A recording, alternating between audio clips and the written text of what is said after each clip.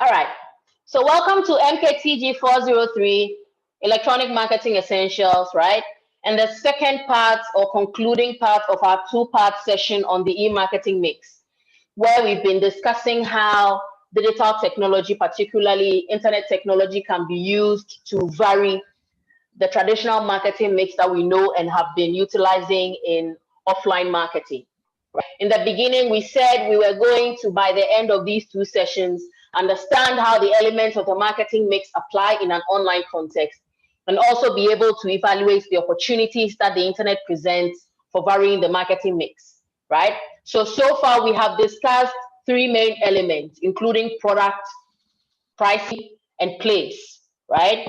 So in today's session, we will continue with the remainder of the elements, including the last element in the 4P marketing mix, and then the additional three elements for the service marketing mix, namely people, processes, and physical evidence. So today we will start from promotion being the last element of the 4Ps, which we are yet to discuss, and then we will add the additional 3Ps being people, processes, and physical evidence.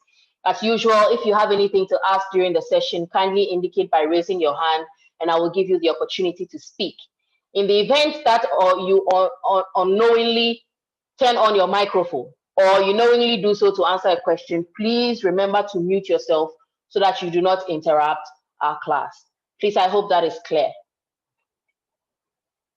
Yes, madam. Yes, madam. Awesome. All right. So let's get into it, starting from the promotion element, right? So when we talk about promotion, what are we referring to? We are referring to the element of the marketing mix that involves communication with customers, as well as other stakeholders, to inform them about the products, and products here encapsulating both physical products or goods and services, as well as the organization that markets and sells these products and services. Now, when it comes to promotion in the offline context, the marketer has at their disposal several tools that they can utilize in terms of marketing and selling their product services. And the story is very similar when we come to the online context, where we see a direct application of some of these offline techniques in the online context, sometimes in an enhanced form due to the nature of the internet and the capabilities that it affords us as e-marketers, right? So we are going to take each of these communication tools under the promotional element and look at how we can vary these tools online, right? Starting from the most popular communication tool that we have at our disposal as e-marketers, being advertising. So when we talk of advertising, there are various tools online that we can use to be able to advertise the products and services that we sell, right? Including interactive display adverts, which do not only present us with information, but also elicit some form of action from us, which often help the marketing organization, right? Depending on whether they are selling a product or service, to get some kind of outcome based on the subsequent action that we take. So an interactive display ad can elicit various actions and responses from the customer, right? Let's look at a typical example. These are two interactive adverts, both eliciting different things, right? Now, let's quickly discuss the two of them and see the various kinds of information that they are eliciting from the customer. Starting with the one on the left by Mixed Styles. So can anyone observe how the advert on the left, sponsored by Mixed Styles, is interactive by telling us what action it is eliciting from the customer? Anyone?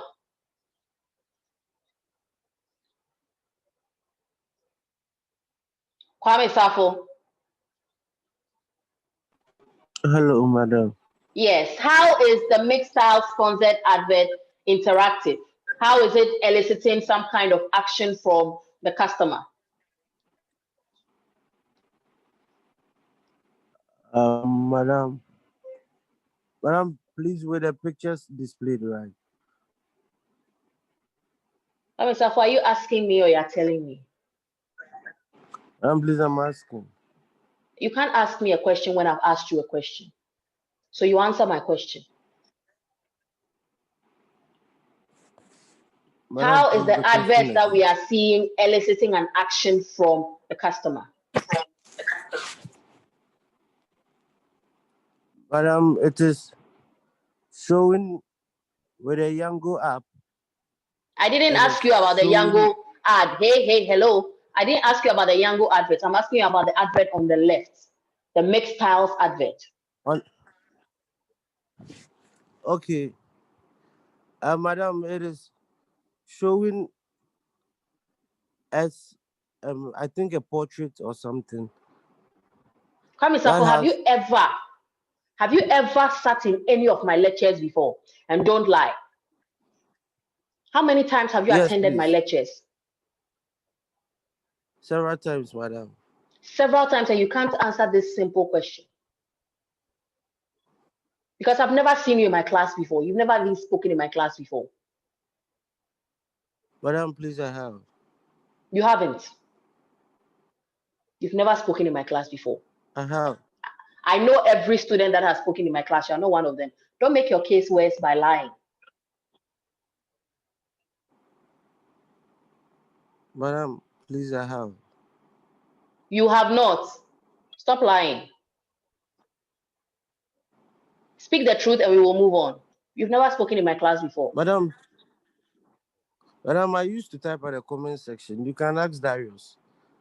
I do. Why should I ask Darius? Darius is not my assistant lecturer in this class. I know those who have been typing in the comment section. I know those who have been speaking. You are not one of them. So don't try and hide. I'm not the one to mess with. I have an idyllic memory. You have no idea. Sorry, madam. Good. Lying doesn't help in any situation. It only makes things worse. Okay, madam. Yvonne, your hand is up.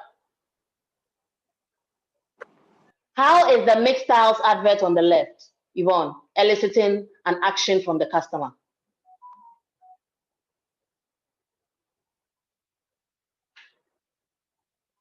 Yvonne, your hand is up. Madam, go ahead. Yeah. Yes, please. Madam, I think they are trying to use the girl holding the picture frame to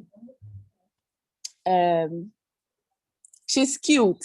So when you see the girl, you're like, oh, she's cute. Okay. And then you So look at so far, right, Yvonne? They are trying to. Good. Based on what you are saying, please. Right? And what Michael is also saying that they are trying to tell us what they do and how to get them if you want some, right? Now, remember the definition I gave about an interactive ad? The interactive ad does not just give you information, right? It also asks you to do a certain reaction, right? Or to take some kind of action in return. So what you and Michael are telling me is essentially the information that the marketer is giving us, right? But what are they asking us to do in return? That's my question. They're asking us to shop now. Good. So how do you shop now? You tap on the shop now, the blue part of the shop now, and then it takes you to where you can buy their products. Good. So that is a typical example of an interactive advert. They are not just giving you information in a one-sided communication. They're also asking you to react back by taking some kind of action, right? In this case, they are asking you to shop now, right? So good, Yvonne. Yes, please. Good. And then the others in the chats, Ohiniado, good. Anita. They're trying to tell us what they do, but we could see it's for children. Yes, Anita, but that is what the organization is communicating to us. So we wanted to know what they are also asking us to do in terms of a reaction, right?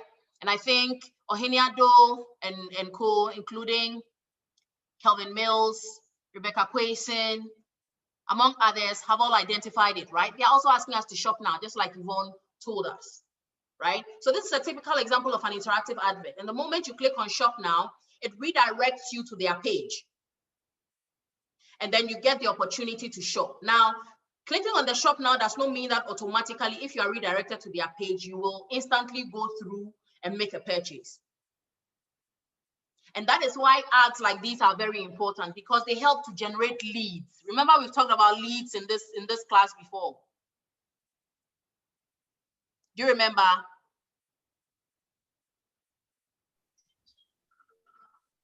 Do you remember? Yes, Hello? madam. Talked about leads. We discussed madam. about the race framework, right? Well, we talked about the fact that at the level of the A, you are trying to interact, and that interaction will develop a lead, which you can then move on to the next level of the C, where you can convert that lead into an actual sale. Do you remember that? Yes, madam. Yes, Good. Yes, madam. Good. So this is a typical example of that, right? Let's go on to the next ad on the right, the Yango Advert. Who can break down that one for us? What is the Yango Advert eliciting from the customer or the user? Rebecca Quason, yeah, go ahead. Okay, so madam, Yango is an app that is like Bolt or Uber, which you order for a ride and it takes you anywhere you want to go to. Yeah. So down below the bottom, it says install now. So when you click on it, it installs on your phone, Good. but your data bundle would be taken, like more of them will be taken. So yeah. Okay, so the thing is, clicking the install now app will not automatically install the app on your phone or whatever device you are accessing, right? But it will redirect you to the App Store. So if you are using an Android, it will redirect you to the Google Play Store. And then if you are using an iPhone, it will direct you to the Apple Store. Are you there? Yes, please. madam. Yes, good. So that is what we refer to as a lead. Now that lead could either result in the person actually installing the app or not. So whenever a person clicks through and a lead is generated and they also go ahead to install the app, we call that a successful conversion. Does it make sense?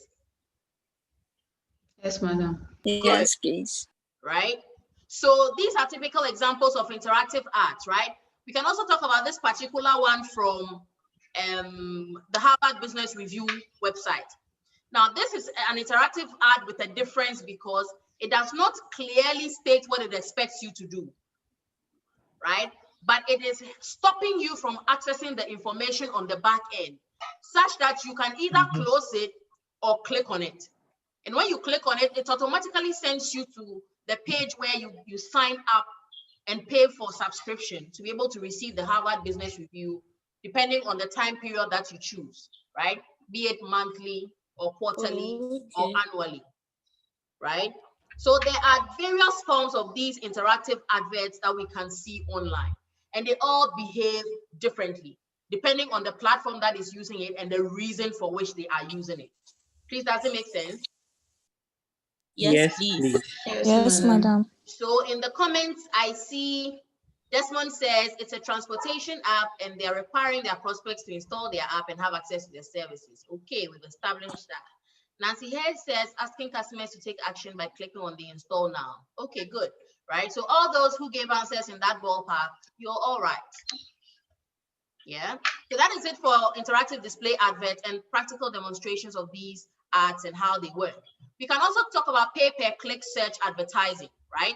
Now, these interactive ads that you see can be used as part of a pay-per-click advertising campaign, or the organization can decide to put these adverts in a search engine where it will be called pay-per-click search advertising.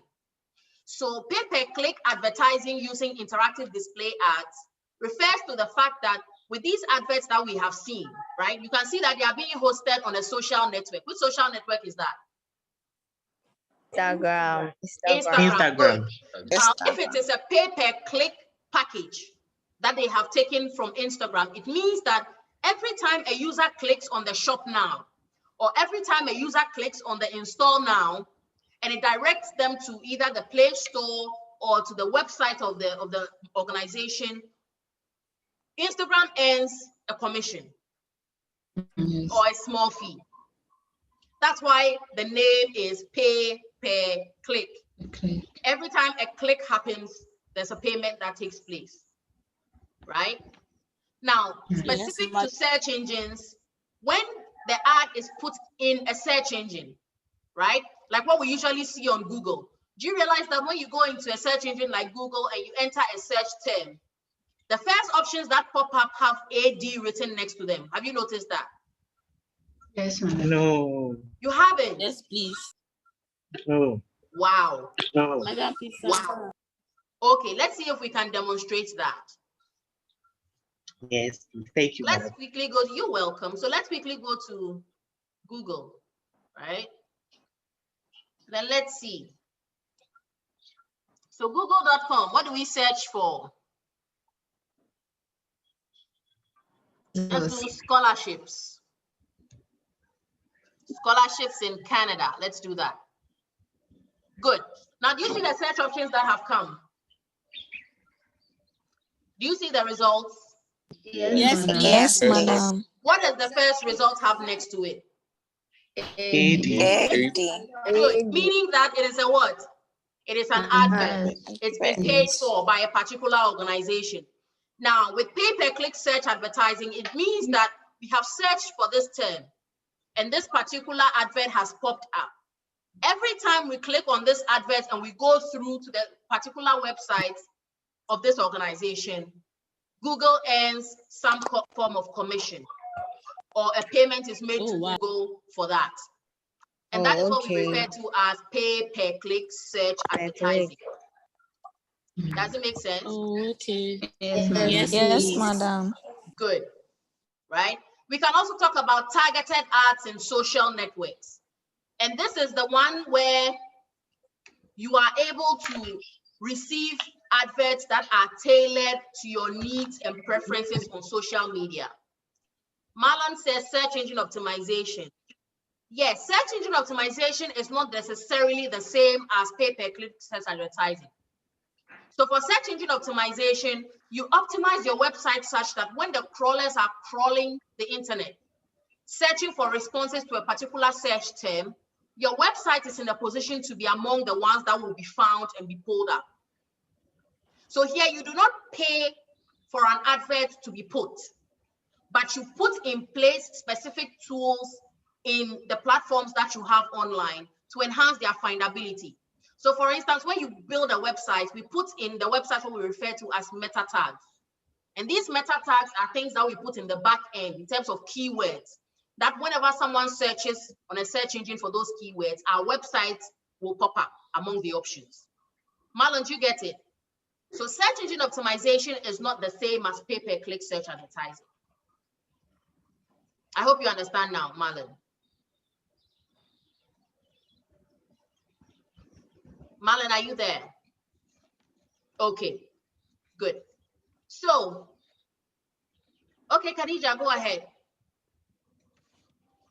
Madam, please, it was a mistake. I'm sorry. All right, okay, good.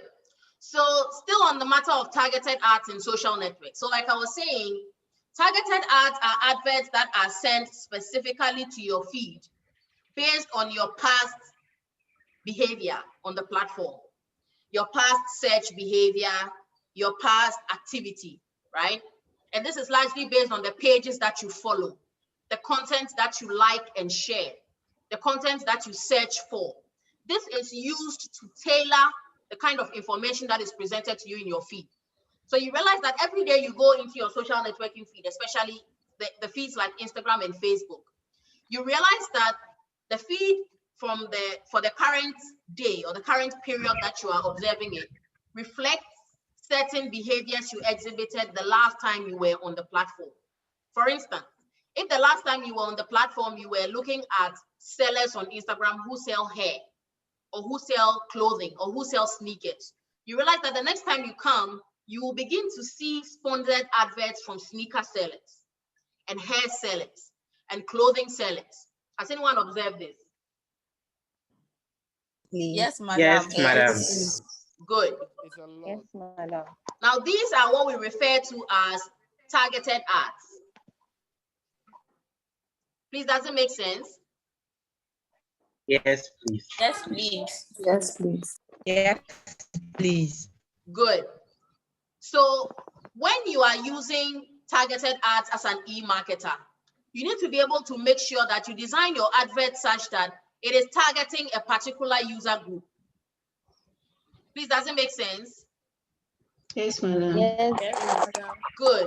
So in that case, whenever this particular user group that you are targeting goes online and searches for items within that ballpark, the options that will be shown to this particular user will include your sponsored ad. Unless that user starts to click off these adverts and say they are not interested. You know, on Instagram, when they show you an advert, you can be able to indicate whether you are interested or not, or whether you want to stop seeing this particular advert. Yes. Good. Good. Okay, Yvonne, your hand is up. You have a question. Please go ahead. Madam, please, so can you say that the targeted ad on social media is the same as the interactive ad display, just that with the target? Yvonne, you've gone off. Ad, that one is social media. A targeted ad an interactive ad can be a targeted ad, right? So a targeted ad can be either static or interactive. Are you with me? Yes, please. Good. So when you are creating a targeted ad, you can either decide to use an interactive ad format or a static ad format. The interactive ad format is the one that is able to elicit some kind of reaction from the customer in terms of clicking a link to sign up for something or to shop for something or to install something. The static adverts are the ones that do not really elicit any reaction from you as a user or a customer, right? It just presents information to you.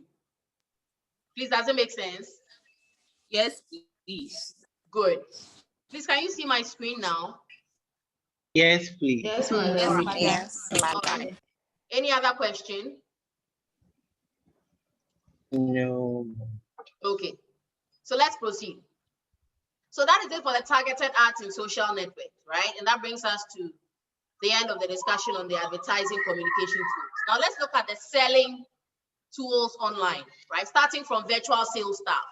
So virtual sales staff are a direct offshoot of the fact that there is no physical restriction in terms of boundaries when it comes to the number of people you can employ to work in your organization or to help you to market your products and services for sale online.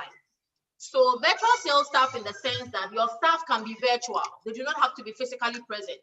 And virtual means that they can work from any part of the world, right? As long as they are meeting their targets and they know the tasks that they are supposed to perform. So virtual sales staff can be employed by you as an e-marketer to do a lot of things, from generating leads for you, to searching for prospects online, to cold calling customers online, to updating your CRM activities, right? All of these things virtual staff can be able to do, including helping you to do customer service on your website and your online platforms, right? They are not limited by geographic location, and therefore you can be able to pick staff from any location around the world. As long as there's a working internet network, they can be able to do their jobs and do it effectively. And sometimes e-marketers find it cheaper to get staff from other locations or regions of the world rather than their own geographic location. As we observe from a number of organizations and companies outsourcing jobs within their companies to employees in other countries like India, right? Abdul Haq, you said targeted ads online can be cited from Facebook. Available methods of advertising that allows you to select age group, gender, location of the audience you want to reach, etc. Exactly. So like I was saying, you have to design the adverts to be able to suit this audience that you want to reach. And then like Abdul Haq is saying, when you are going online to post the ad, you have to be able to clearly tell Facebook who to show these adverts to and when to show it to them, right? In what geographic location, among others. So thank you for that submission, Abdul Haq.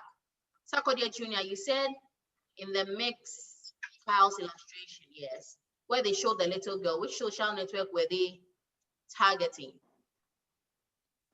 They were showing the little girl and they were displaying family photos. Did you see that? Yes, madam. See that? Good. So they are targeting families.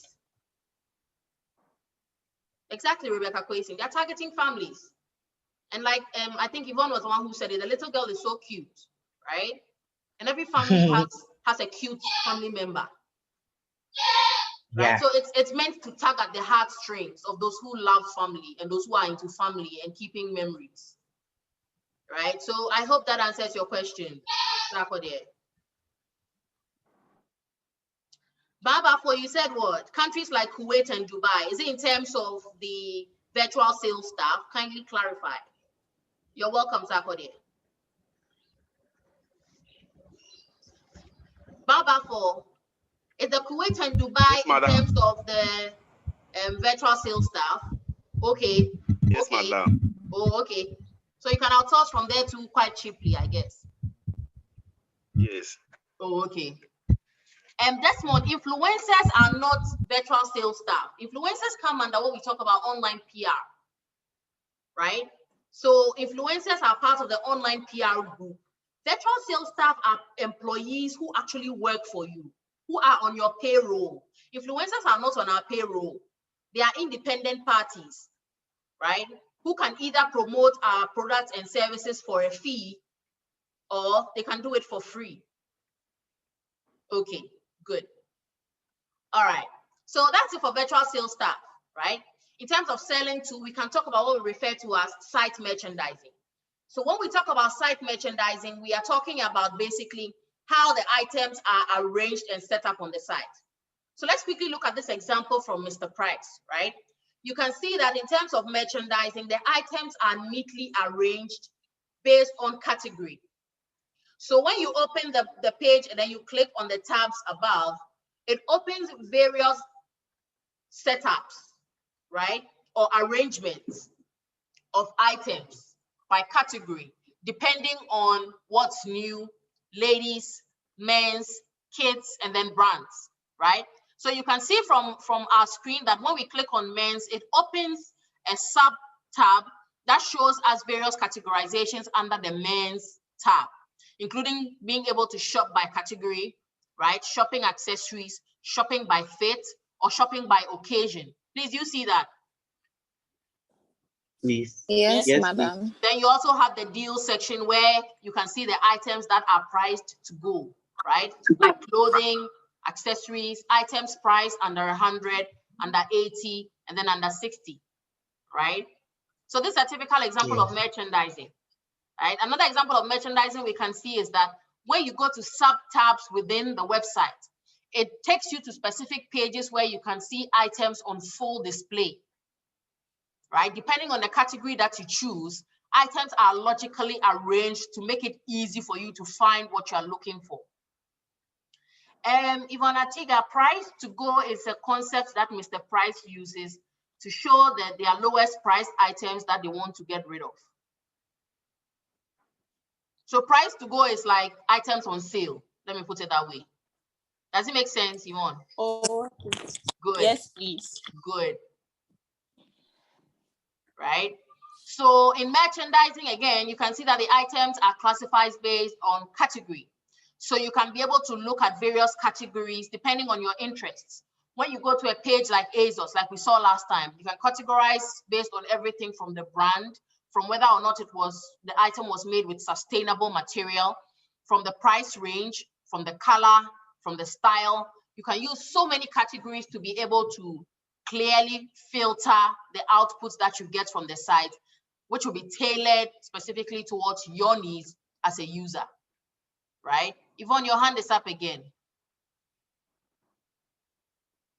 Madam, please, sorry, it's a mistake. Okay. So Rebecca Quayson, you said like Kiku or Jumia. Are you referring to site merchandising? Kindly clarify. Michael H.A., you said, so madam, it's the same as reduced to clear, less reduced to clear, basically. Oh, okay, yes. So Kiku and Jumia also have a similar concept, right? Where they list the items, you can be able to choose based on category. You can be able to choose based on price. I don't know if Jumia has the filter by price function. But a website like this one, which is urbanmakes.com, has the filter by price function, right? So it's a Ghanaian website. Let's quickly go and demonstrate the merchandising function on that website. Can you see the page I'm sharing? Yes, please. Yes, please. Okay, so currently we are going to urbanmix.com to be able to see how they are filtering.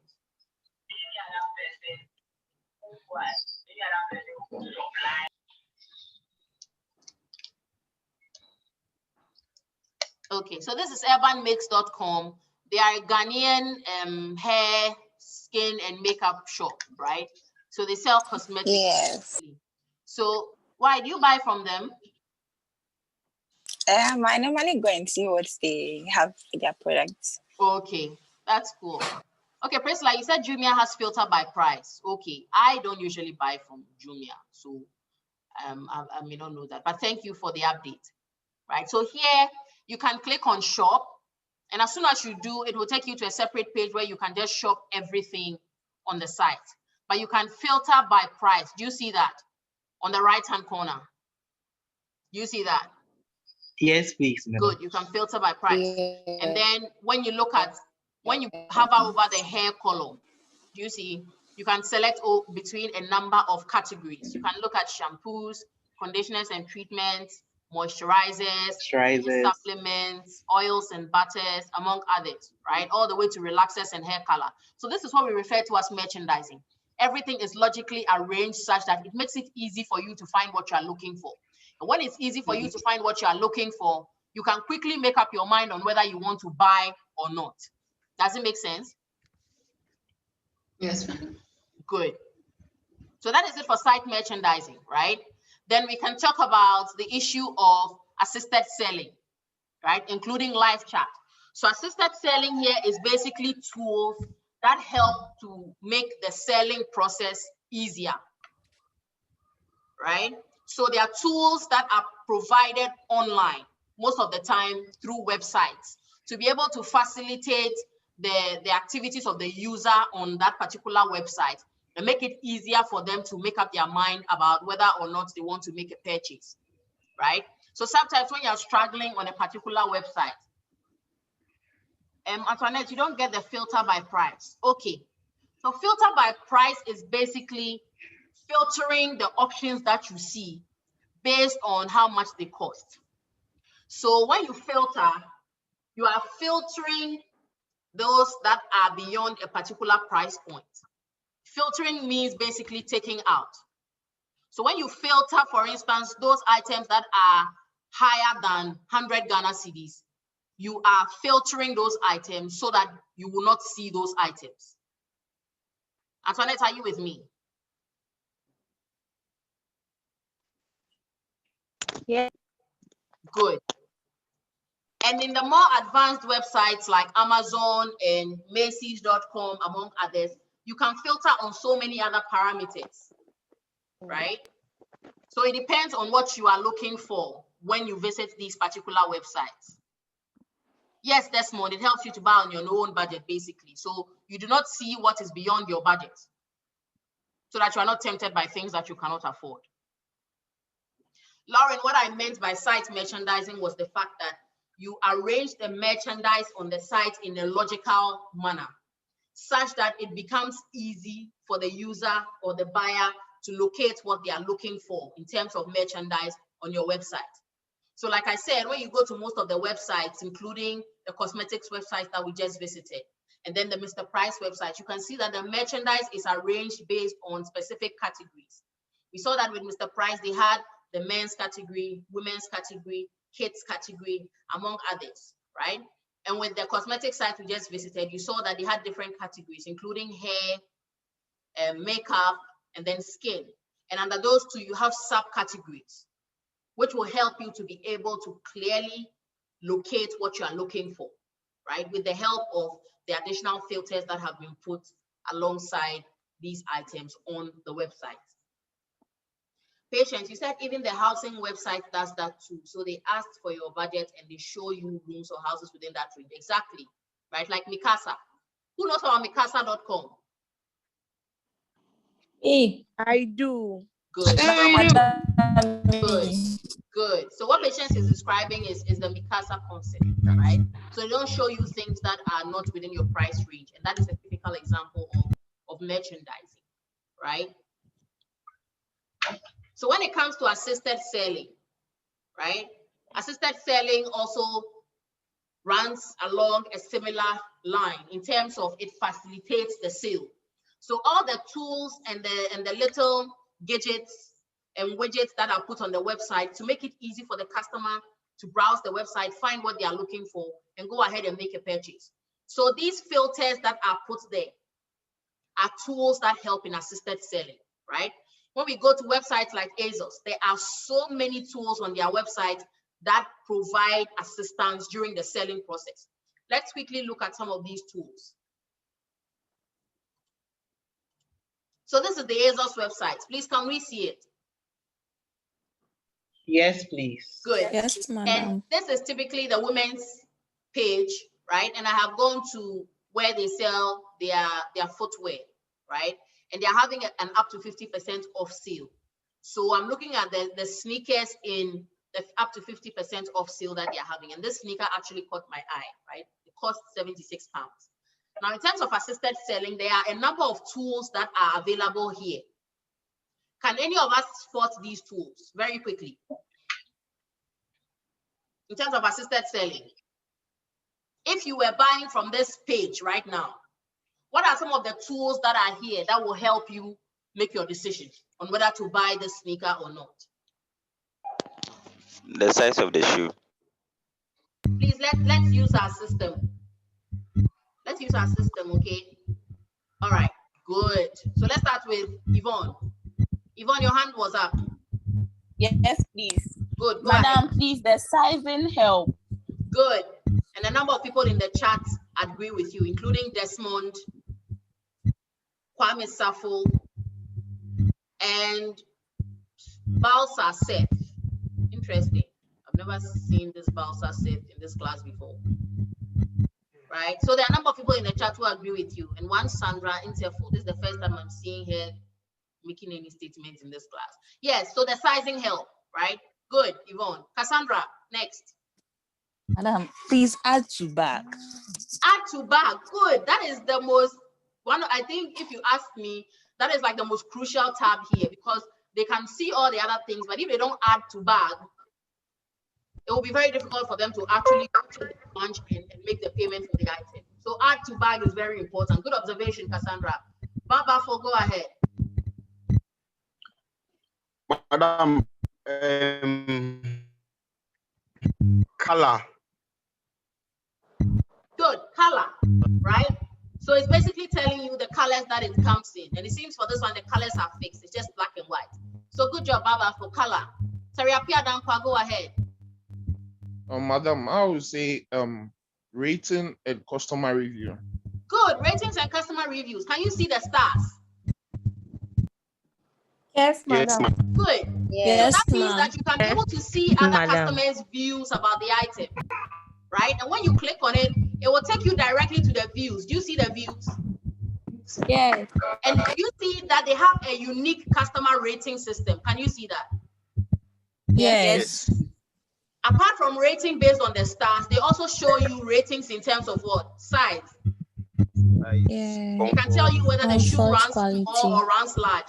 And this is very helpful because certain shoes come in a particular size, but based on the make, they can either be too wide or too narrow, right? So perhaps you may be a regular size 8, but for a particular brand, you may have to go a size down or a size up. Does it make sense? Yes. Good. The customers can also rate in terms of comfort. How comfortable is this shoe, right? And what is the quality of the shoe? Do you see that? So the rating is a very good observation, right? Good, Terry. David Aja, go ahead. Yeah. Madam, the discount given the free delivery service too. So you know that David, you can have only it at a mention reduced one. cost. So mention one. Okay. David, The discount. The discount, right? So there's a 10% discount. Originally it cost £84.95, and now it's £76.45.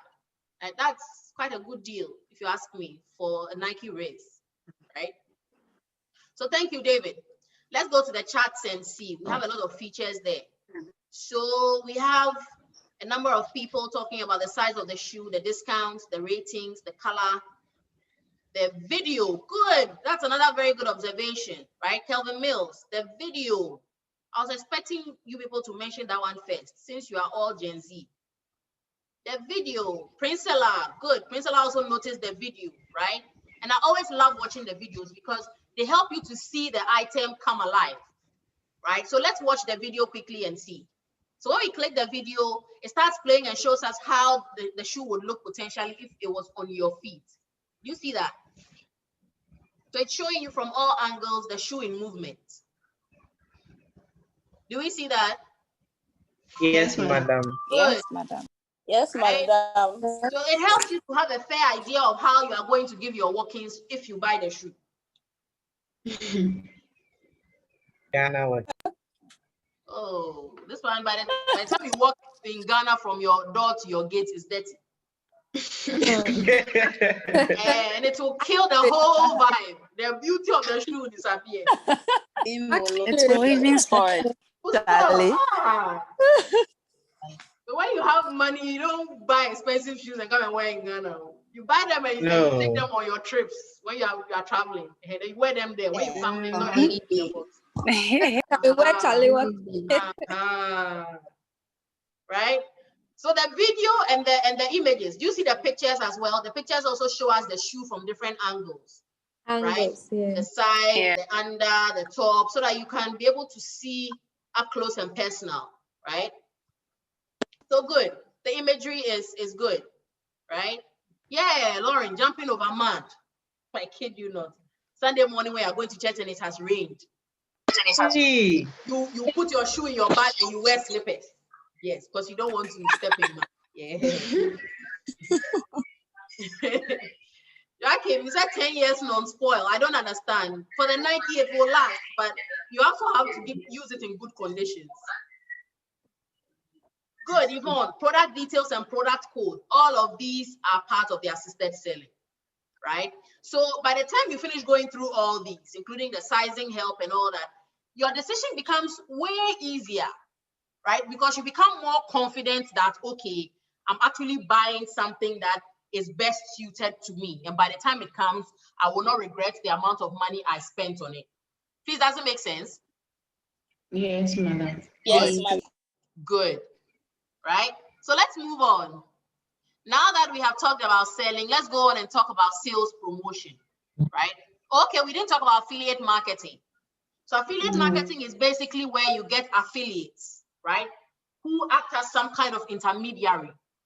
So they become your affiliates in the sense that you give them affiliate links to be able to put on their website, so that when users visit their website and see these links, they can click on the link and then it will bring them to your website to make a purchase. Now, again, because they are affiliates and they are helping you to market, when a link is clicked on an affiliate page and it drives a user to your page, that affiliate earns what we refer to as a what? That affiliate will earn pay-per-click. Yeah, they'll earn pay-per-click. Good. Right? So they earn some commission for every click that they get on their affiliate link through to your website. Right? So that is it for affiliate marketing. Khadija, you said, did you hear me say I'll take you on a tour? Hey, please, did I say that? Khadija, you're hearing No, things. madam. No. Khadija, you're hearing When things. we buy the shoe, we should take it to the top. Our own top. All right, so that is it for the selling, right? Next, we can talk about sales promotion. And this one is a very popular one that we see a lot in Ghana, right? There's no day that you will go to Instagram that you will not see somebody giving some discount or something, right? On an item that they are selling, or a short-term deal. Over this weekend, there were so many Valentine's deals online, it was not even funny. So these are the kinds of sales promotion we are talking about that can happen online, right? So they'll give you incentives to encourage you to come and buy their products and services, right? Including coupons, right? Some websites will give you a coupon to entitle you to a certain discount, right? Once you make a purchase. Other people too will give you a reward, right? We can see that MTN offers rewards from time to time on certain purchases of data and airtime, right?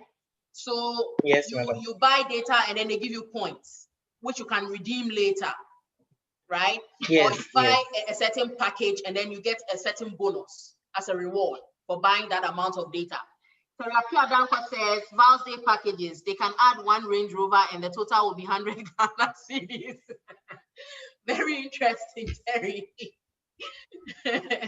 Right? So the MTN rewards system with the points is a typical example of rewards that we see online, right? Then we have the individual platforms that sell products that will also reward you with physical items. For instance, this gloss balm lipstick that is being sold on Ulta comes with a free gift. So if you buy the lipstick for the $16, it comes with a free gift, right? That is another example of a reward. We can also talk about the online loyalty schemes, where you earn certain freebies or benefits by virtue of being loyal, right? So the online loyalty here refers to the person who is consistently purchasing and repurchasing from this particular online seller. And based on web analytics, we can be able to gather data to show us who is consistently buying from us. And then they'll be able to benefit from these loyalty schemes that we offer, right? Good. Next, we can talk about the concept of public relations. And here we can talk about online PR and influencer outreach. So online PR here refers to all that the organization does to manage their image or their brand, as well as their products and services online. Michael, your hand is up. Yes, please. Madam, please, with the affiliate marketing, Yeah. If you are using YouTube and then you click on something you're coming to watch, then you have these ads coming in, like Bolt, for instance. Yeah. Can you say that one too is affiliate marketing? That one is not affiliate. That one is like pay per watch or something like that. Okay. Right? So affiliate marketing is where you realize that some of these YouTubers, when they do the video, they'll tell you that down in the bio, there's a link. Have you noticed that before? They'll tell you that down in the bio, there's a link, or there are links to all the products that I'm using. If you click on the link, description box. good, their description box, thank you. If you click on the link, they'll earn, some of them will tell you that they'll earn a small fee if you click on the link, and you'll be entitled to some kind of discount or something. So that one is affiliate marketing. Okay. But the adverts that are shown during the videos, you're welcome, Michael, are actually some form of pay per click, where depending on the number of adverts that are shown in your video, you can earn some kind of commission. Okay. Good. Baba, for your hand is up. I wanted to give an example of the affiliate marketing. One is TripAdvisor. Listen, when you go on the internet and you search maybe Royal Century, you see down the TripAdvisor. But we can barely hear you. Have you moved your location? Because your line is not very good. Okay, madam. Okay, stand still. Stop moving. Okay. Hello. We still can't hear you at all. Oh, hello. But you will have to reconnect. All right. Someone is saying something in the chat. Let's quickly go to it. Priscilla Pong says, as an entrepreneur or business owner, it means I will need a good website developer to add all these features into the website. Of course you do, right? But the key here as an e-marketer is to know what you're looking for. Because if you had a developer, they have all these skills, but until you can clearly tell them the features that you need based on the plan that you have. See, that's why the e-marketing plan is so important. Because if you know what you want to achieve, you know the features that have to be in your website to help you achieve this. Basically, like, you get me? So you need a good developer to build all these features into your site for you, but you also need to be able to know the features that you are looking for, right? They can only do what you tell them to. Yeah, it could be the earpiece. All right. David, you said, what of you being asked to rate an app? You are being asked to play a role in assisted selling. So you rating an app is contributing in some way to assisted selling. in the sense that your rating will help another customer or potential online customer decide whether or not they want to install that app. So David, I hope that makes sense. That's why when we're talking about the connected customer, we talked about the concept of co-creation, right? The marketer alone cannot create all the content. So the customer also has a role to play. So you leaving a rating, which will assist another customer to make their decision, is part of the co-creation process. Do you understand me, David? Yes, madam. Good. All right. So let's proceed, right? Let's hope that Bar comes back and talks to us about the TripAdvisor affiliate marketing thing. Okay, he's back.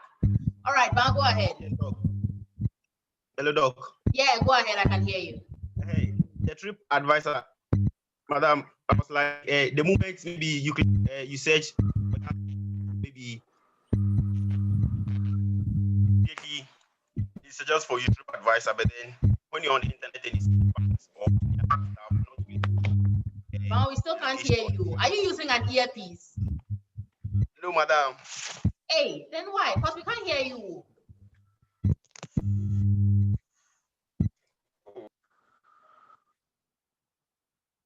Okay. All right, let's hope he comes back. So moving on, we're talking about online public relations, right? And influencer outreach. And I said it basically deals with all that the e-marketer does to manage the image of their brand and their products and services online, right? So in terms of online PR, we can use our own forms of paid, owned, and earned media, right? Particularly influencer outreach, which can be both paid and earned. Does it make sense? Does it make sense? Yes, madam. Good. Yes, madam. Yes. So when it comes to paid influencer outreach, here we are paying the influencers to use our product on their platform or use the service we offer online on their platform and recommend it to customers for a fee. That's when it's paid. But when it is earned, the influencer on their own goes out and uses their own money to buy our product, or they use their own money to register for our service. And then based on whether they like it or not, they review it on their platform. Right? So when it comes to influencer outreach, there are so many types of influencers out there that we as e-marketers have to use. But we need to be careful that the influencer that we choose is one that is directly linked or is relatable to the product or service that we offer, right? So there are influencers that are for specific product categories, right? Let's look at typical examples. Who knows of Jackie Aina? Who knows about Jackie Aina?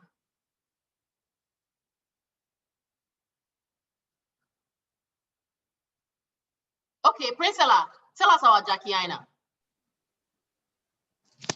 She's a Nigerian YouTuber and an influencer. Good. Right? In what industry?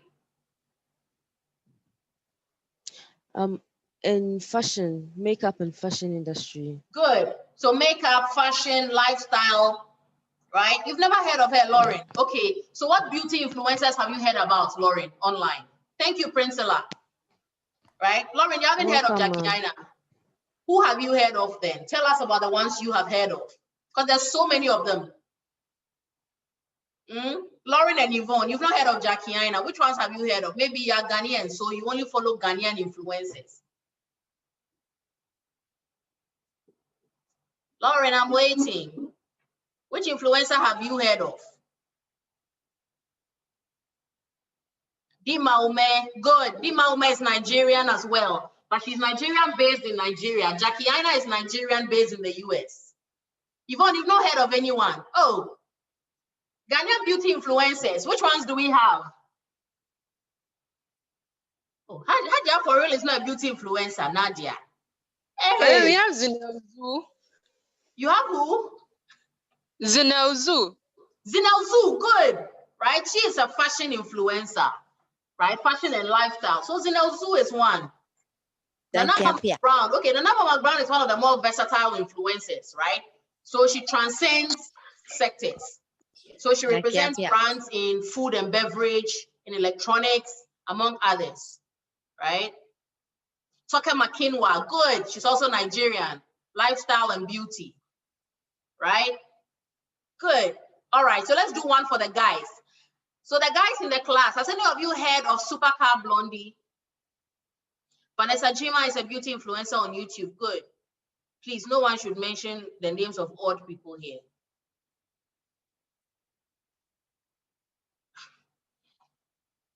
Okay, so the boys in the class, have you heard of Supercar Blondie?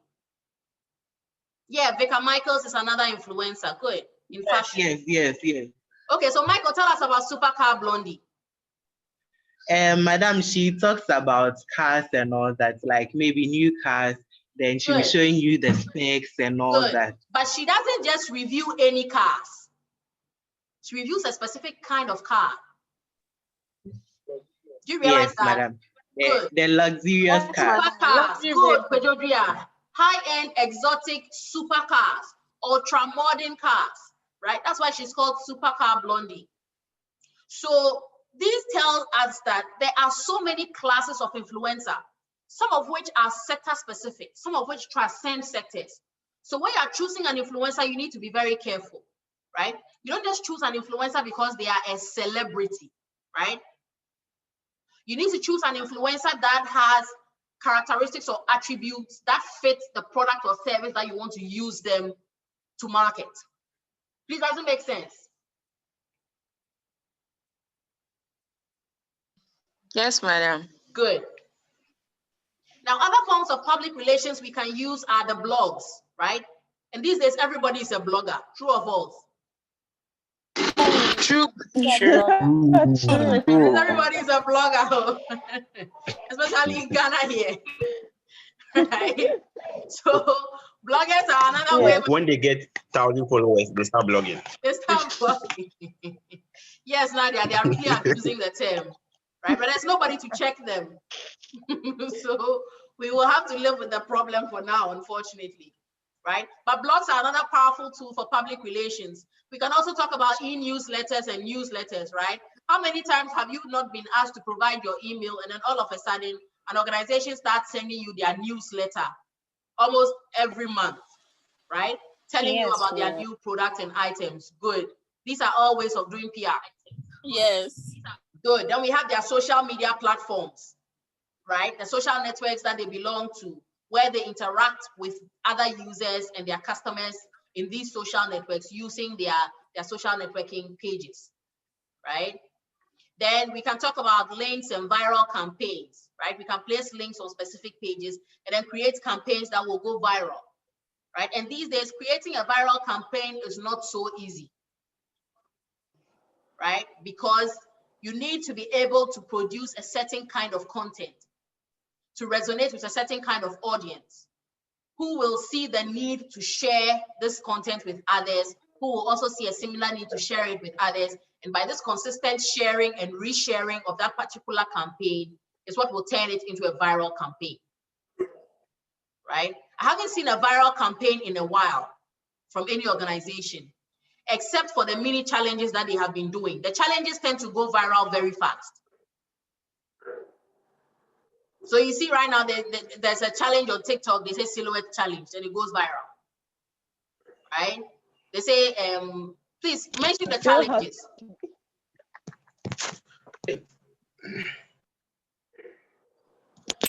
There are so many challenges out there. Yeah, on TikTok, SHS, sparkling SHS. Yeah, the Corvette challenge, good. Silhouette challenge, good. Right? These challenges tend to go viral very fast, but the Basset challenge, good. Right? But recently, I'm yet to see a viral campaign from a particular organization. Right? Madam, please, there's one for fire goats. Okay, what is it about? Madam, you buy a goat, you take a picture, maybe like some crazy picture. I think in the craziest picture wins a PS5. So I think proud to school resume, it was the hottest challenge in town. Some will go to the public toilet to their fire goats. Are you serious? Hey, I never heard about it. That's serious. Oh, madam, it was on Twitter. Yes, and Eligon guy won the PS5. Yes. Are you serious? Please, I dare ask, madam, where did he take his picture? Madam, one, he went under the pool with his church suit, then everything, and want to. Yes, funny. he was a trot roommate. He was a trot roommate. Okay. And want to, in the middle of the road, he lied down. Then a lot of yogurt was, surrounding Wow. him. Yeah, it was so Okay, crazy. the award is I can go to well the page and deserved. send you the screenshot. Yes, If these I'll are send you what the the screenshot. things he did, then it's well deserved. But Yes, he really earned brand it. new PS5. Wow, that's cool. I'll send you I'll put the screenshot in the group, Sure. like the WhatsApp platform. Sure, share it with your colleagues. That would be great. Thank you, Ba, for adding Welcome, that information, right? So one corner challenge, yeah, that one too went viral very fast, right? And, so there are so many right of now these challenges. We have one Yeko challenge, Ochami Kwame and Kwame Yuji's song. Yeah, Yeko, that one I have challenges. heard about. I've heard about that one with the dance moves and everything. Yes. Yeah. Wow. Thank you, Ba, for all these great examples, right? And so these are typical examples of viral campaigns, right? So we are waiting for an organization to actually tap into one of these things and turn it into money, right, for themselves. Right? So these are typical examples of public relations, right? We can also talk about sponsorships, right? And sponsorship here, we can talk about sponsoring an online event, right? During the period of COVID, there were a lot of Zoom events. Do you remember? There were a lot of Zoom events. Good. Yes, madam. And a number of these events madam. were actually being funded or sponsored by specific organizations. So you realize that they brand the Zoom space or whatever communication is sent out prior to the event is branded using the brand materials or the paraphernalia of whichever organization is sponsoring it, right? And this is a way by which e-marketers can promote themselves by sponsoring some of these events online. Currently, Amazon Web Services is sponsoring an online conference, right? A B2B conference. And they're sponsoring it because it is going to expose them to a large network of B2B customers, right? And they'll be able to promote themselves to these customers who are going to attend this conference to learn more about cloud services and the changes that have taken place in terms of the technology that can help their businesses grow online, right?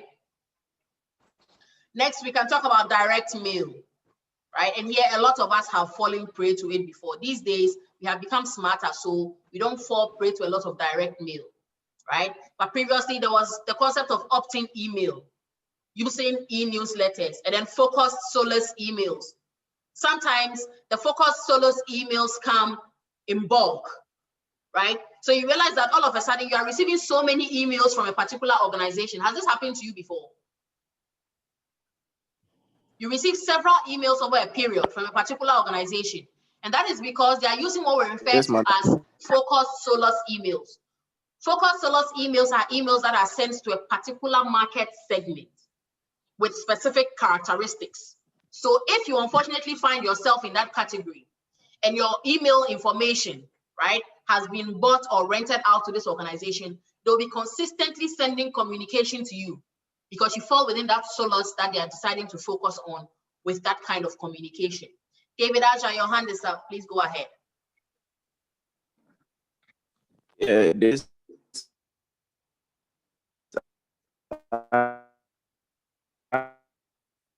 David, your line keeps breaking.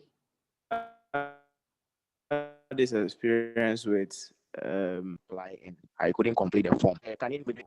I applied, but I couldn't complete the form. So every now and then they continue to send me emails convincing me to complete the form, how the immigration is about, and they are just trying to convince me to apply to complete the form. Good.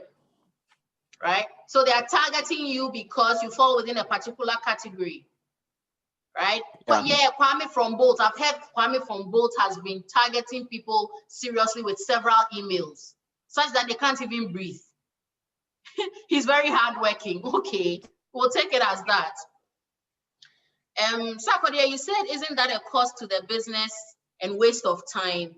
Okay, Sarkodie, sending emails is cheaper than sending posts or making phone calls, right? Because using the internet to send these messages is a cheaper option, one. Two, a lot of these messages are automated. So it is not being done by somebody who is being paid to do 9 to 5.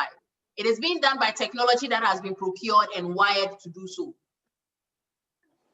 right? So most of the time, it comes at very little cost to the organization, and it helps them to yield results, because a number of these solos emails that are targeted sometimes get the e-marketer to generate important leads that they can later convert to actual sales. So if anything, the costs are very minimal, but the benefits are huge. So the benefits almost always outweigh the cost. Sakodi, I hope that answers your question. And in terms of how can you rectify that? Some of these emails, when you receive them, they give you the option to opt out of receiving any further emails. Good. As Marlon just said, you can decide to unsubscribe and they'll stop sending you those emails. So Sakodi, I hope your issues have been addressed.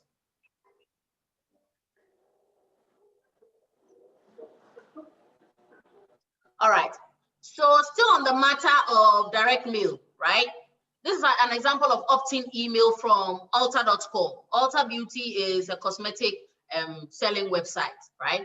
And whenever you open their website, the first thing that greets you is this opt-in email survey, where they are asking you to sign up to receive emails from them containing newsletters and other information about the products and items that they sell, so that you do not miss out. Now, you can decide to sign up and receive these emails, or you can basically decide to close the tab and go about your business, right? Personally, you said the spam feature filters some of these solo mails. Yes, they do. And it sends them to your spam, and you can decide whether you want to receive these messages or not, right? By going into your spam and indicating that this mail is not coming from a spamming source. Very cool. Sandra, are you sure? Most of the time, what I know marketers do is that they make it difficult for you to locate the tab to unsubscribe. So it may be there, but it may be intelligently hidden. Or it is in such a way that you have to be able to use detective eyes to find it, right? But ethically, they are supposed to give you the option to unsubscribe. So Sandra, if you have looked very closely, you've really analyzed these emails and there's no option to opt out, then they are not doing the right thing. Because in terms of ethical marketing, you need to allow your customers the choice to receive these messages from you or to choose not to, right? Sakodia, you said, for example, there is this car maintenance company in Holland since 2018. They have been sending you emails to come and service your car. But you to buy to you don't get. I have opted out too, but still they keep sending them to me. Then you have to register it as spam, right? And have them stop sending it to you. But I wonder how they got your information in the first place. Did you go hanging out on a website in Holland? How did they get your information?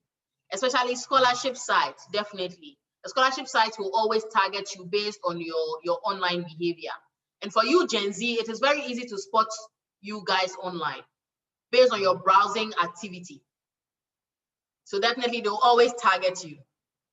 Good, Sakodia, that is why they are coming after you.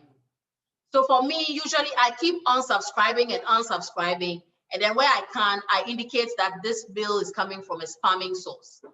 And then it will just filter it from then on and send it all to my spam, right? So thank you guys for all your submissions. Can you sue them if they don't indicate any opt-out? Yes, you can on the grounds of unethical marketing. But technically, who has time to go after a virtual organization in Ghana where there are no laws to indicate that what they are doing is illegal? Right? So Leila, you can sue, but in Ghana here, where are the laws that will back you to sue? And you might end up wasting your time and money, right? And getting no results. So it's better you just find other smart ways of dealing with them than going all out and deciding to sue. Caleb Inketia, very funny. Kwame from Bo just sent you an email. Interesting. Madam, that Kwame from Boat. Who is he? He's been sending me messages. He's an AI.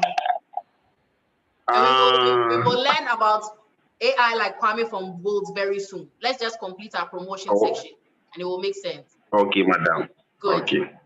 So Priscilla, you said to allow cookies, does it give room for these emails? Yes, because when you allow cookies, they are gathering all the information about you and it allows them to customize offerings to suit you. So when you allow cookies, they are gathering all these things, including your behavior online, right? Even where you are logging in from. That's why people are very skeptical of cookies.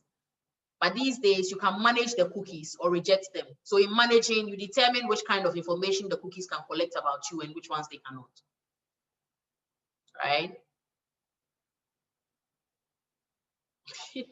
Leila, they say his name is Kwame. You've typed Kramer. They say his name is Kwame.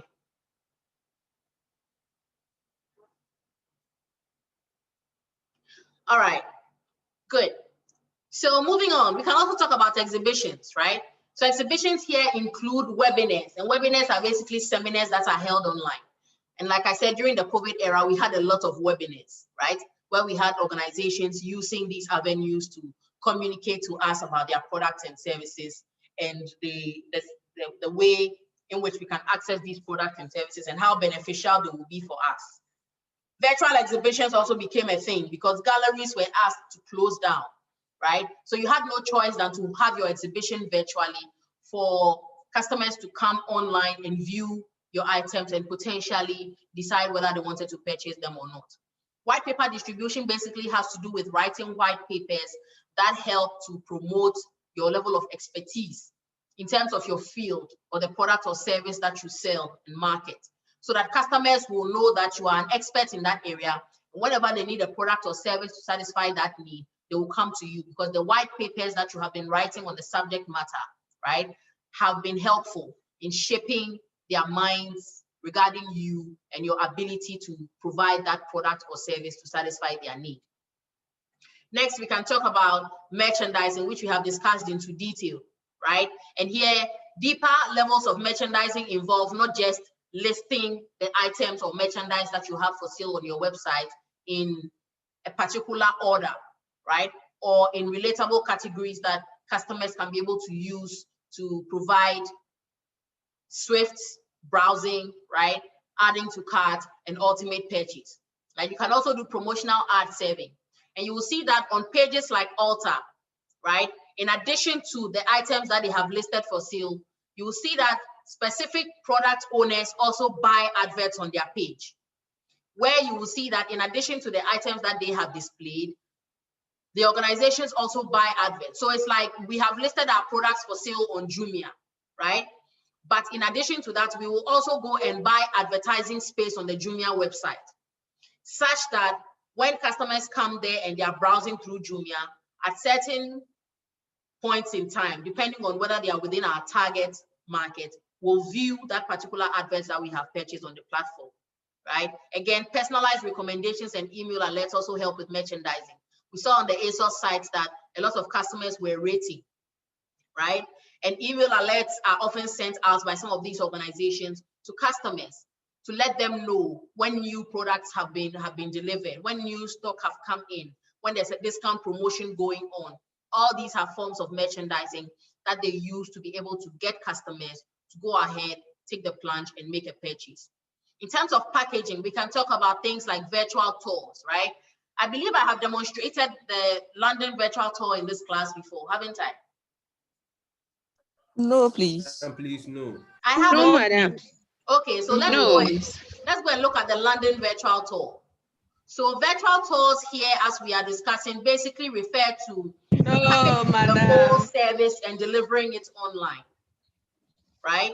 So let's quickly go and look at the virtual London tour.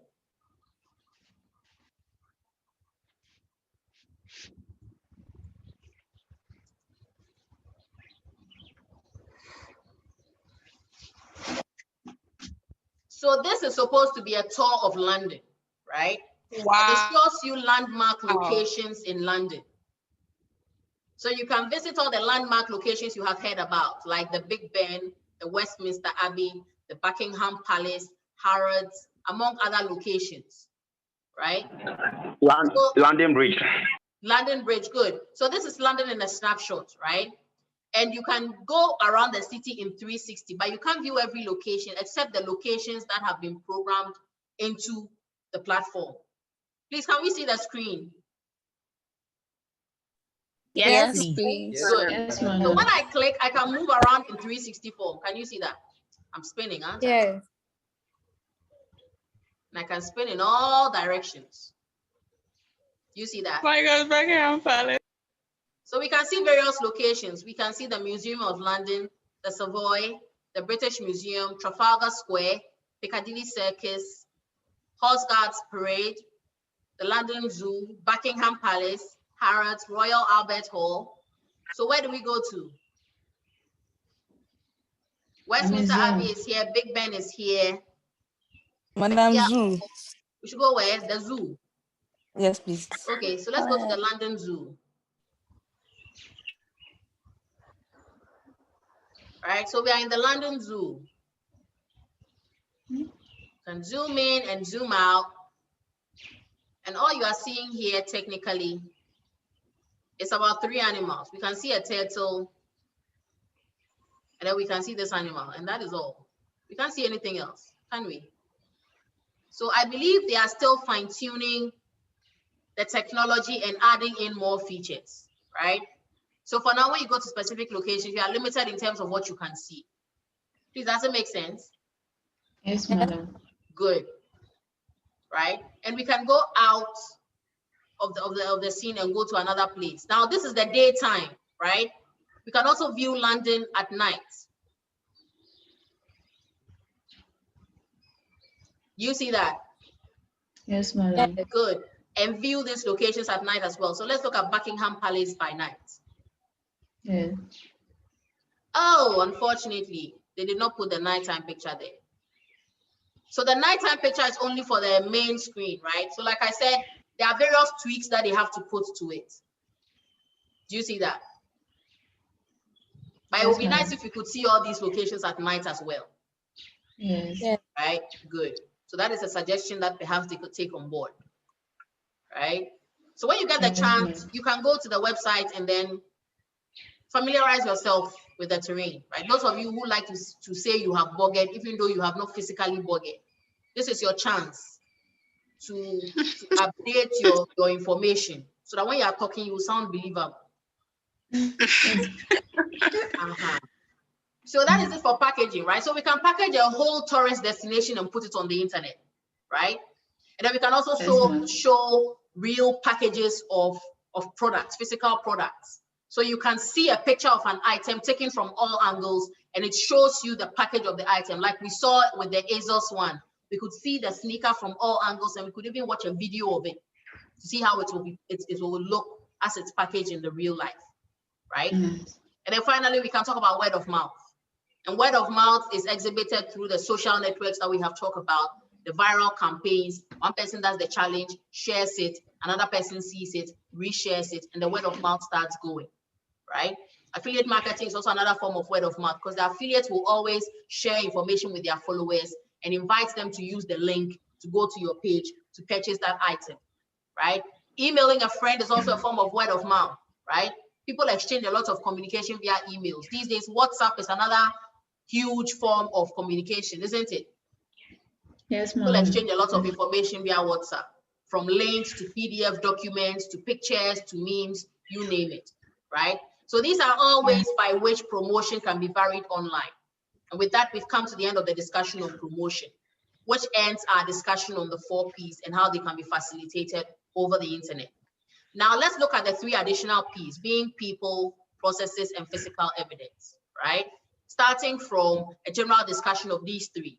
Remember, we mentioned in the beginning that the 4 Ps are usually best suited to marketing goods or products, right?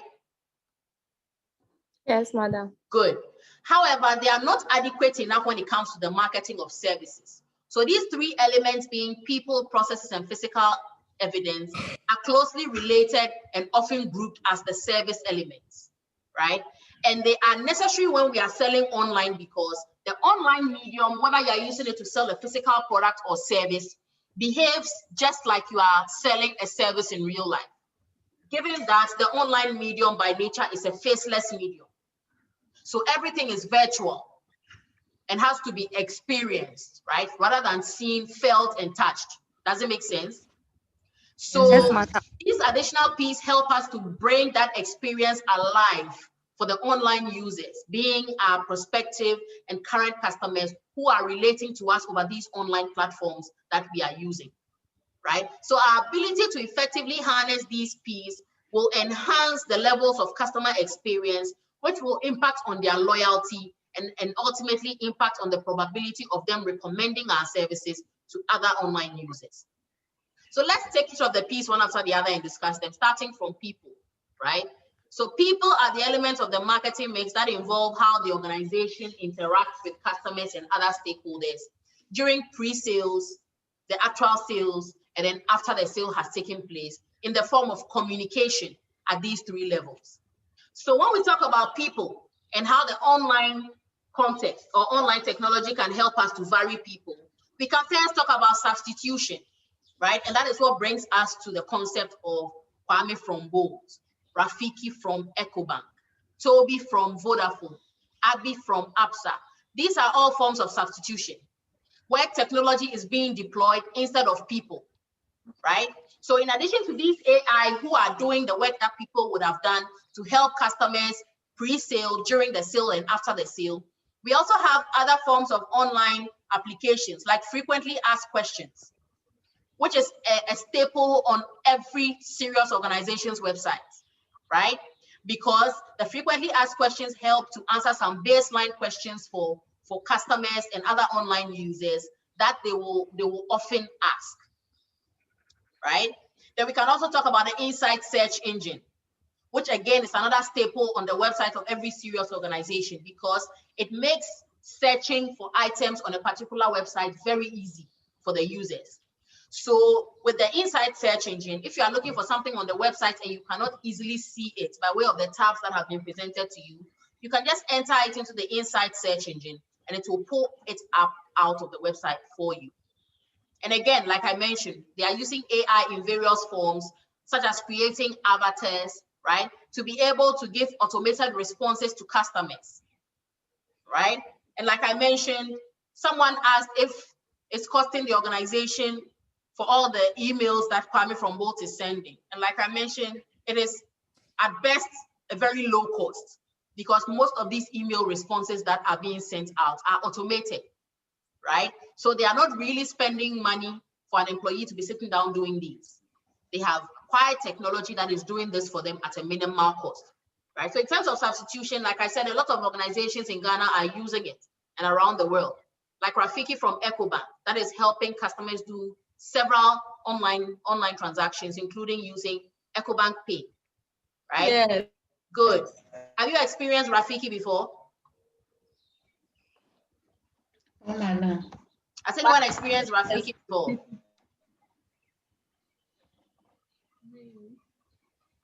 Right?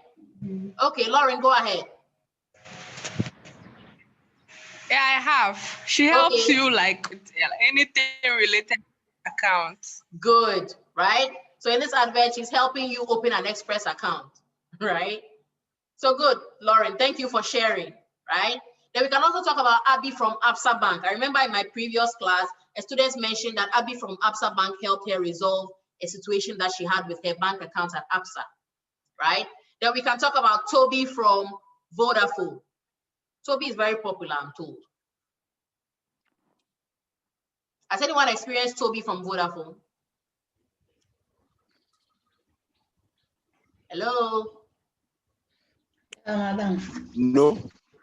Oh, Kevin said yes. Madam. Please, can you share your experience with Toby? Anybody who has experienced Toby, kindly share your experience.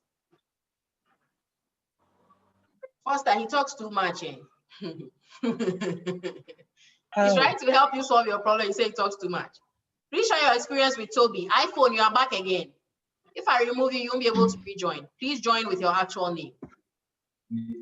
Please, the Toby people, please share your experiences quickly.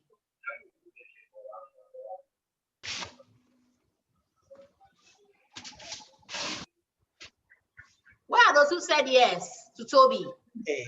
And the Amano, Have you experienced Toby? Yes, madam. Okay, how did Toby assist you? I was having an issue with purchasing something, and then Toby questions, and he gives direct responses. Okay, but was he able to help you resolve your issue? Yes. Good. Marlon, you said Toby is a chatbot. Yes, but it's AI powered, right? So these are all applications of artificial intelligence, right? Which is benefiting us in marketing a lot, right? So thank you for sharing your experience, Andy. And then another foreign example we can talk about is Ask Anna, right, which is used by IKEA to help customers to be able to solve a number of issues that they may have at any point in time. Okay, Kevin, thank you for sharing that experience about Toby. He helped you with your Vodafone cash. Awesome, right? So that is it for substitution. Then we can talk about complementarity. And here technology is deployed in combination with people. So for instance, the technology will assist you to some extent, right? But then when the issue gets too much for the chatbot, right, or whatever AI they are using to answer you appropriately, they will redirect you to perhaps a callback facility where they'll ask you to enter your details to set up a subsequent call from an actual employee to help you address the nitty-gritty of your problem, right? Or sometimes they will redirect you to another chat section where you can actually get to chat live with a physical employee on the other end of the communication who will be giving you real-time responses and not automated responses, right? So that is complementarity. Now we can talk about the third form of varying people online, which is displacement. And here you realize that in terms of complementarity between technology and human employees, the job of the human employees can sometimes be outsourced, right? As well as the technology as well. The technology can also sometimes be outsourced to people in other regions and locations, because like we said, you can operate what we refer to as a virtual organization if you are marketing and selling your products online. So your employees do not have to be physically present. Neither does the technology you are using have to be physically present in your location, right? So a typical example of this is using outsourced labor, right, and technology in a fast food chain, which you can observe in McDonald's in the United States, right? And interesting enough, in one of my previous classes, one gentleman shared his experience, right? I thought I was the only one who knew about it, but he said when he went to New York, he experienced it. He went to a McDonald's drive-through, and the one who took his order was in India, right? So the function of taking your order has been outsourced through technology to an employee in India who will take your order and use technology to reroute the order straight to the location that you are, to the kitchen where they prepare your order, and then within a few seconds, you can drive through, pick up your item and go, right? You experience the same thing too with other services in Ghana. Like for instance, my bank, Standard Chartered Bank, there has been some displacement, right? Where you can register your complaints using a Ghanaian telephone number, right? The number is 0302. But when you call, it reroutes to India. And an Indian will pick the call, ask you your complaints, give you a complaint number, but they are always efficient in terms of how they handle your complaints and help you resolve it. And I've always been happy to have that kind of service experience, because even on weekends, even at all times of the day when I have transactional issues, I do not have to wait till morning or till the following week when the weekend is over to have the bank resolve my issue physically after I have gone to the branch. I can just call them and they help me solve my problem, and I don't have to physically show up, right? Yes, it's hard understanding them though, but after a few back and forth of, pardon, can you say that again? Did you hear me? Ultimately, the issue gets resolved. Yeah, so I will take that as long as my issue gets resolved for me and I'm happy with the outcome, right? And technically, this displacement happens because, like I mentioned earlier, it is cheaper to deploy some of these technologies and labor by outsourcing, right? Rather than sourcing it in your current location, right? So that is it for varying people online. Yes, by the frame, I heard KFC also has one that they're operating in Ghana, and they're doing it via WhatsApp. And the responses are automated.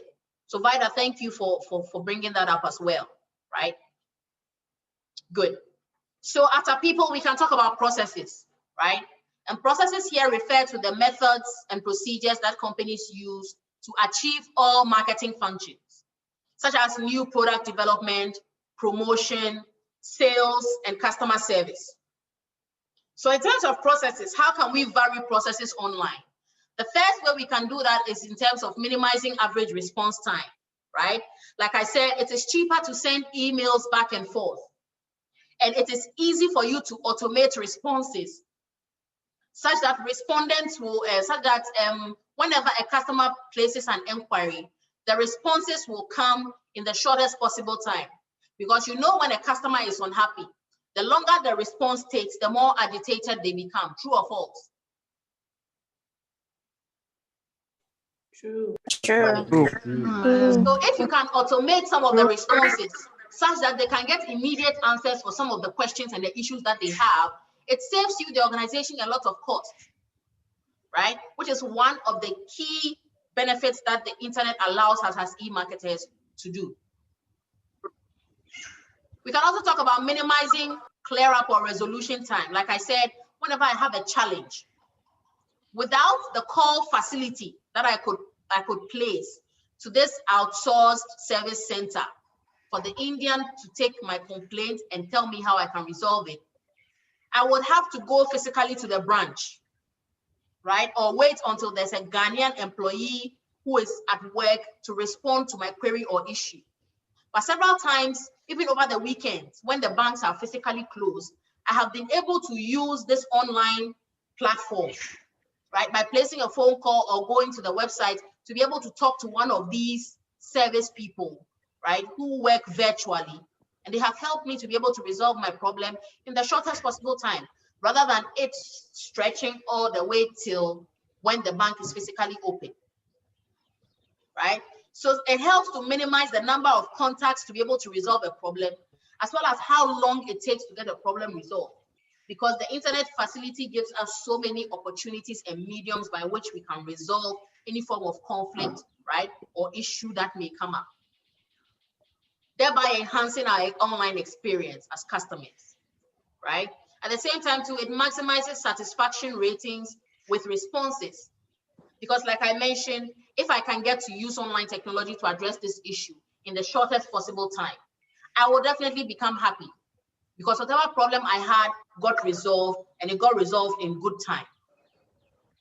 And again, based on the ability to vary people online using substitution and complementarity, it minimizes average staff time and cost per response, such that someone does not always have to be at work to answer to customers' queries.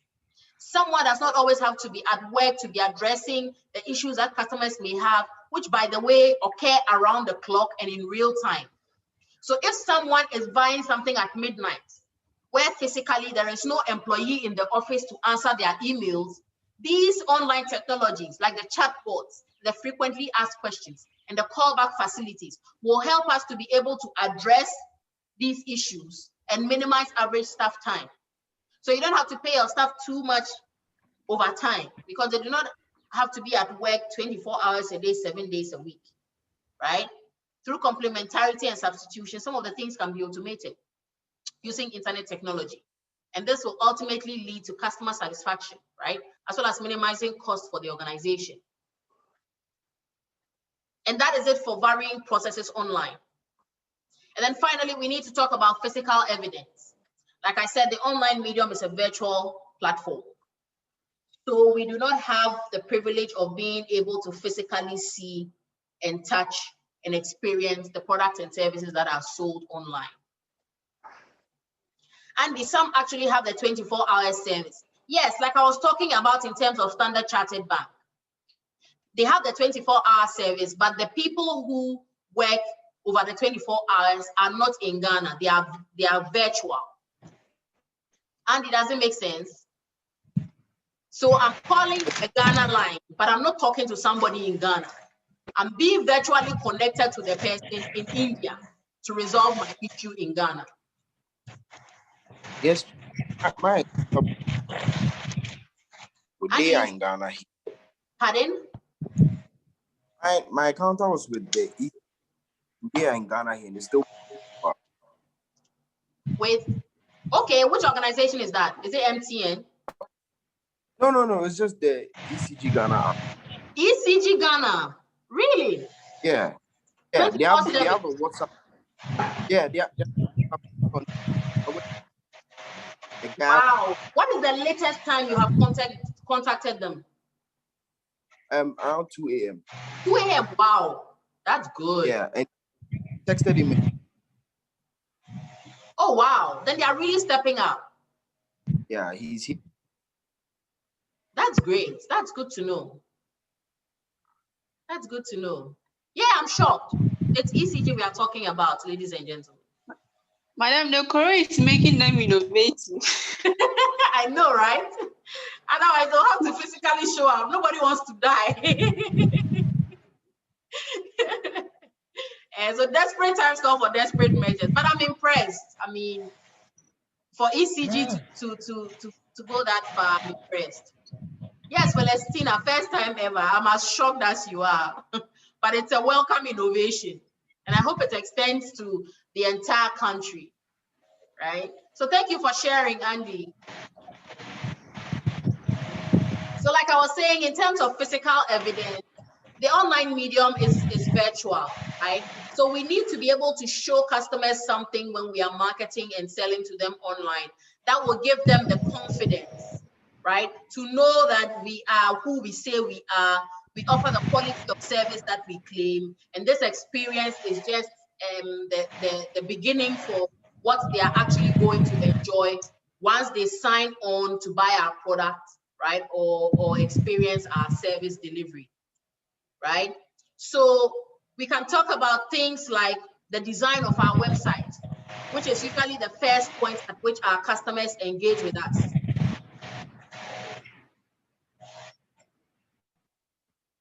Including the way our website is designed, how easy it is to navigate, the layout of the website. Please, whoever's microphone is on, kindly mute yourself. You are disturbing us. So we can easily talk about ease of use of the website, the design of the website, its accessibility, right? Its performance and navigation, right? When you are talking about availability, we cannot go to your website and it will say website down. This website no longer exists, right? This website has been hacked, right? Try another time. We can't afford to have that kind of service delivery online. It does not augur well for our brand as e-marketers. So our websites must be easy to navigate, easy to use, available, and perform well, right? And in this performance dimension, we can talk about things like how long it takes your website to load. And in digital marketing, we have what we refer to as the 4-second rule. It shouldn't take more than 4 seconds for a customer to load your page. Otherwise, they'll bounce off to the next page that will load better and faster. So the 4-second rule basically talks about the fact that when a customer clicks through to your website, it should take at most 4 seconds and the page should have been loaded. So there are certain things you need to guarantee when you are designing your website and ensure that these features are actually put on your website such that it will be easy for the customer to access your website on every device that they use, and it will not take forever to load. Within 4 seconds, it would have loaded. Please, does it make sense? Yes, madam. Yes, madam. Good, right? Again, the pictures that you post of the merchandise on your page should be true to what the customer will actually receive once they go ahead and make the purchase. The physical evidence must not be contradictory, such that you show them one picture and when they buy and then you deliver the picture, the item that they receive looks significantly different, worlds apart from what they saw on your online platform, right? And I see this happen several times. Kiku, thank you. Madam, yeah, Kiku. And it happens with a lot of the Instagram sellers as well. The picture on the page is different, what you receive is different. Hey, Kiku has work to do. Everybody is bashing them in the chat section. That's unfortunate, right? So these are all expressions of physical evidence, right? And how the online medium or internet technology can help us to be able to facilitate this, right? And with that, we've come to the end of our sessions on the e-marketing mix, right? Basically, we have gone through all the ways by which internet technology can help us to enhance our marketing mix elements, including the 4 Ps and the 3 additional Ps introduced for services, right? With enhance all our activities on the internet medium, given that it is a faceless virtual medium that acts similar to how a service would in the offline context, right? So that brings us to the end of our session. Now, given that we have come to the end of our session,